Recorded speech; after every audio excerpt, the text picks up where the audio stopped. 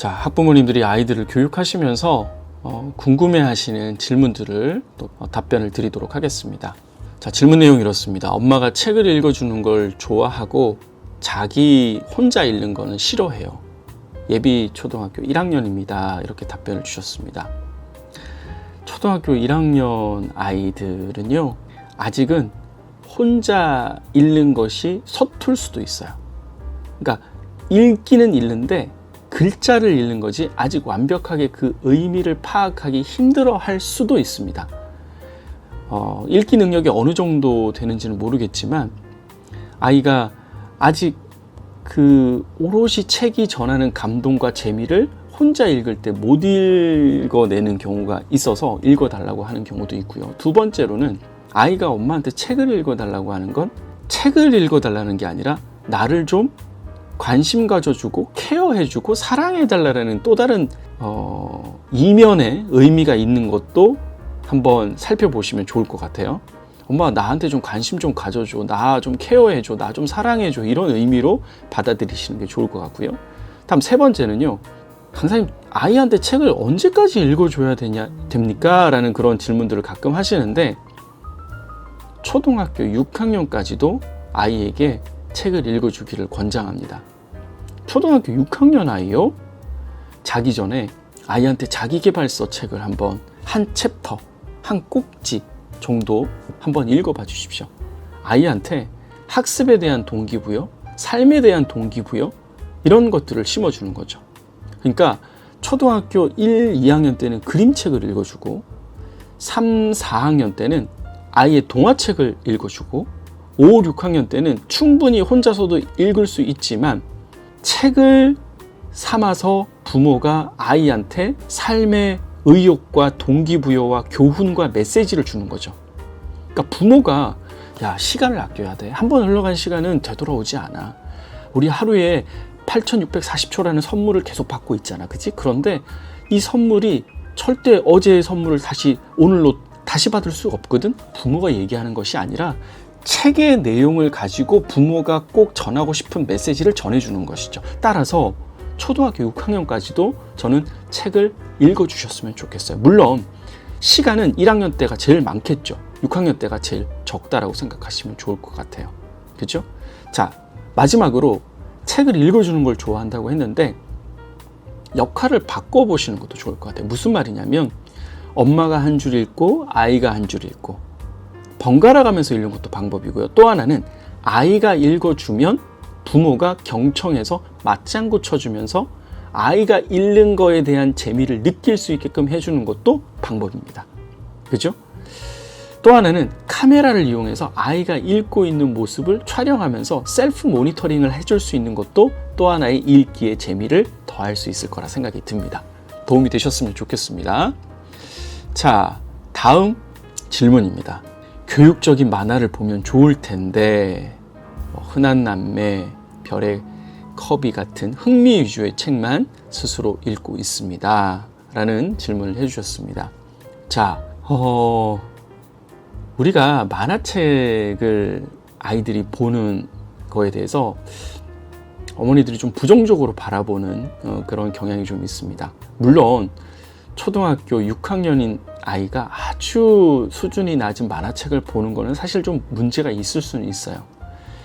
그런데 초등학교 저학년이라고 한다면 어떠한 메시지를 만화의 형태로 보여주는 것도 사실은 괜찮은 형식인 거죠. 우리가 먼 나라 이웃 나라 또 나빌레라 이런 만화책을 보고 야, 만화책 좀 그만 봐, 그거 좋지도 않은 거, 이렇게 얘기할 수는 없는 것이죠. 그런데 너무 흥미 위주와 재미 위주의 책을 본다면 저는 일단은 먼저 칭찬을 해줄 것 같아요. 왜냐하면 요즘 미디어와 게임과 영상에 빠져 있는 아이들이 너무너무 많거든요. 근데 1+1의 전략을 한번 세워보시죠. 아, 그 책 좋지. 그런데 학습 만화에 해당이 되는 거 있죠? 그죠? 다시 말해서 후 시리즈나 하우 소 시리즈나 또는 Y 시리즈, 학습 만화 형태로 먼저 방향을 좀 1차적으로 바꿔보시면 좋을 것 같고요. 다음 두 번째 전략은요, 한 4학년쯤 되면 그래도 줄글로 된 글밥이 있는 책으로 읽었으면 하는 생각이 들 겁니다. 그죠? 그럴 때는 만화책에서 덧붙여서 만화책을 한 30분 읽으면 나머지 30분 정도는 뭘요? 네, 탐정소설을 한번 읽어보셨으면 좋겠어요. 탐정소설 또는 무협 동화를 한번 아이에게 읽어보게 하는 것도 좋은 것 같아요. 그죠? 무협 동화와 또는 탐정소설 요걸 위주로 아이들이 읽어주면요, 탐정소설 같은 경우에는 그 줄글로 된 책 안에 약 600개가 넘는 단서들이 있다고 합니다. 그래서 만화책처럼 그냥 휙휙 넘어가면 그 재미를 오롯이 느낄 수가 없다고 하죠. 그리고 무협동화, 최근에 건방이의 시리즈가 무척이나 재미를 끌고 있습니다. 그래서 건방이 시리즈를 한번 아이들이 보면 줄글책도 이렇게 재밌는 거구나 라고 느낄 수 있는 거죠. 그래서 그렇게 천천히 한번 변화시켜주면 좋을 것 같아요. 강사님, 그거 부모가 이렇게 한다고 해서 읽는 게 아니더라고요 라고 해주면 제가 칭찬과 보상 시스템에 대한 이야기를 분명히 앞에 이야기를 드렸습니다. 그죠? 그래서 칭찬과 보상 시스템을 활용해서 최소한의 아이의 동기부여와 약간의 좀 강제성을 가지게 해주는 것도 도움이 될 것 같습니다. 또 줄글로 된 책은 조금 앞에 읽어주실 필요가 있어요. 제가 읽어준다라는 건 다시 말해서 부모의 마중물 역할을 해주는 거거든요. 그래서 줄글책도 사실 엄마가 읽어주는 거 보니까 재미있네? 나는 만화책만 재미있는 줄 알았는데? 그런 것도 또 하나의 효과가 될 수 있습니다. 그리고 추가적으로 또 팁을 드리면 도서관이나 평생교육센터에서 진행하고 있는 프로그램에 같이 읽고 같이 이야기 나누는 독서 프로그램, 독서 토론 이런 수업에 같이 참여하는 것도 어떻게 보면 이번 주 한 주 동안에 읽어야 될 책에 강제성을 부여받은 거잖아요. 그렇기 때문에 아이들이 그 책을 어떻게든 읽어 나가면서 또는 못 읽었다 할지라도 내 또래의 친구들은 저렇게 읽고 이야기를 하는구나 라는 것에서 도전을 느낄 수도 있다는 것이죠. 그것도 한번 참고해 주시면 좋겠고요. 초등학교 1, 2학년이 만화책을 보는 건 어떻게 보면 하나의 과정인 것 같아요. 그래서 소위 말하는 이상한 만화책이 아니면 줄글로 된 책을 부모님이 조금씩 읽어주면서 보여주는 시간을 가지면 좋겠습니다. 자, 다음 질문 또 보시죠. 다양한 영역의 책을 읽어주고 싶은데 창작책만 계속 읽고 싶어 해요. 그냥 둬도 되는지, 어떻게 접근해야 되는지, 교과서 연계도서를 좀 읽었으면 해서요 라는 그런 이야기를 좀 해주셨습니다. 일단 카테고리에 좀 특화해서 예를 들어서 한 작가에 대한 부분으로 좀 깊이 읽는 것도 저는 하나의 고차원적인 독서 전략이다라고 생각이 들고요. 또 하나의 주제를 정해서 깊이 있게 읽는 것도 카테고리 독서의 또 하나의 접근 방법입니다.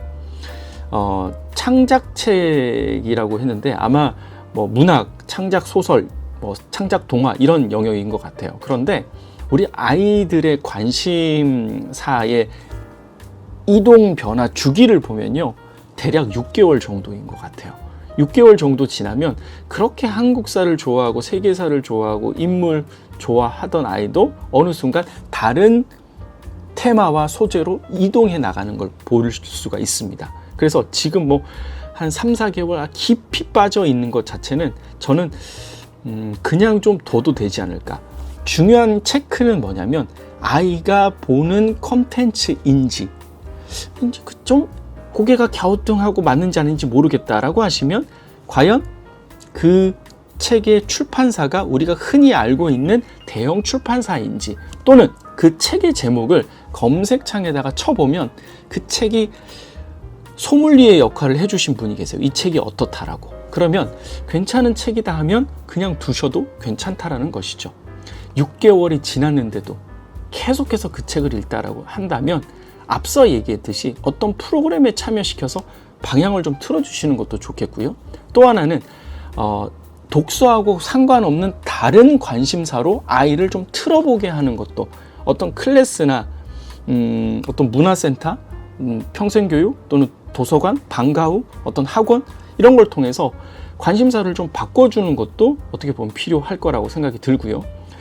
교과서에 나와 있는 도서를 좀 읽었으면 좋겠다라고 하시는데요.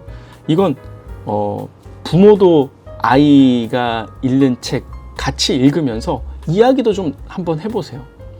교과서에 나와 있는 책과 논의는 집의 얘기를 좀 해볼까? 마당을 나오는 암탉에 대한 이야기를 좀 같이 해볼까? 부모가 읽으면서 질문을 해주는 것도 맞고요. 또 하나는 부모가 같이 읽는 것도 또 하나의 방법인 것 같고요. 그래서 이거는 방향 전환, 즉 그 키워드에 대한 방향 전환에 있어서는 부모의 좀 적극적인 노력이 좀 필요할 것 같습니다. 그래서 도서관에서 신간이 나온 것들을 좀 보여주시면서 이런 것도 소개를 해주시고, 도서관에서도 자주 방문하고 서점에서 새로운 책을 좀 구입을 해주는 것도 또 하나의 방법일 것 같습니다. 도서관에 가면 책 고르는 걸 힘들어합니다. 어쩔 줄 모른다고 해야 할까요? 어떤 책을 골라서 봐야 하는지, 도서관에서 책을 찾을 때 어떻게 찾으라고 해야 할지 모르겠네요 라고 합니다. 도서관에서 부모의 역할은 아이가 던지는 키워드에 관련된 책을 부모가 찾아주는 겁니다. 초등학교 아이들은요, 힘들어해요. 그래서 어떤 부류의 책 또는 어떤 키워드의 책을 엄마가 찾아줄까? 아빠가 찾아줄까? 라고 질문을 던져주는 게 좋아요. 근데 도서관에 가서 그런 질문을 던지기보다는 도서관에 손잡고 가면서 어떤 책을 읽어보고 싶어? 또는 어떤 작가의 책을 읽어보고 싶어? 또는 요즘에 학교에서 배우는 키워드가 뭐야? 이런 질문들을 가지면 아이들이 이야기를 할 겁니다. 그러면 그 책을 부모가 찾아주는 것이죠. 주로 제일 먼저 새로 나온 책, 신간 코너에서 그런 책들을 골라주시면 제일 좋을 것 같고요. 그 다음에 두 번째로는 검색을 부모님들이 하시면 그런 류의 책들이 모여있는 공간들이 있어요. 또는 전집 시리즈에서, 아이들이 좋아하는 전집 시리즈에서 보면 그런 키워드가 이렇게 또 보이기도 하거든요.